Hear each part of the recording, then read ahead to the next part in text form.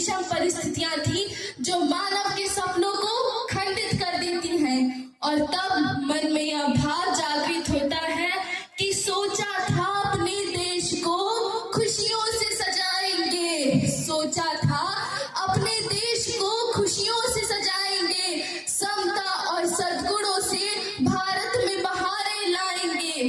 हाय, ये आजादी के बाद ये क्या हो गया, कलाम के सपनों का भारत न जाने कहां खो गया।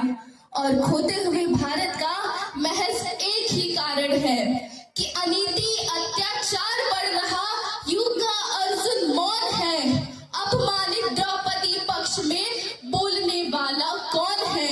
युग के अर्जुन गांधी वो उठा ले, गीता का फरमान है, अवगुणों के समक्ष झुकेंगे नहीं, हमें करना राष्ट्र सम्मान है, हमें करना राष्ट्र सम्मान है।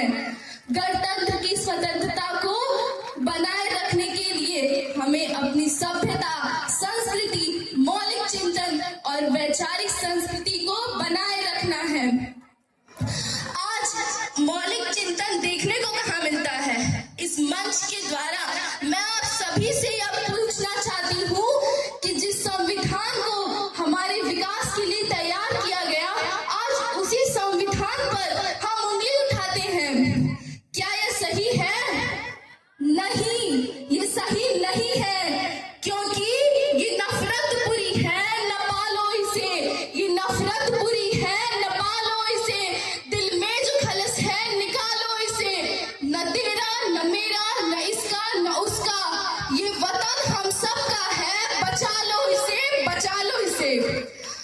अगर संविधान को प्रबल, सशक्त और सफल बनाने का अधिकार किसी को है तो वो हम देशवासियों को है, जो कि चुनाव के माध्यम से हमें एक सुयोग्य और सचरित नेतृत्व का चयन करके अपने संविधान को और परिपुष्ट बनाता है।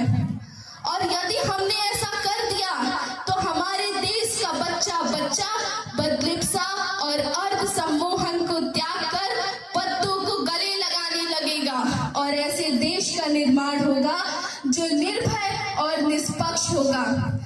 तब हम यह कहने में सक्षम हो पाएंगे कि कभी तिरंगे की छाया को शत्रु नहीं छू पाएगा। धैर्य, एकता और साहस से हर प्रश्न सुलझता जाएगा, हर प्रश्न सुलझता जाएगा।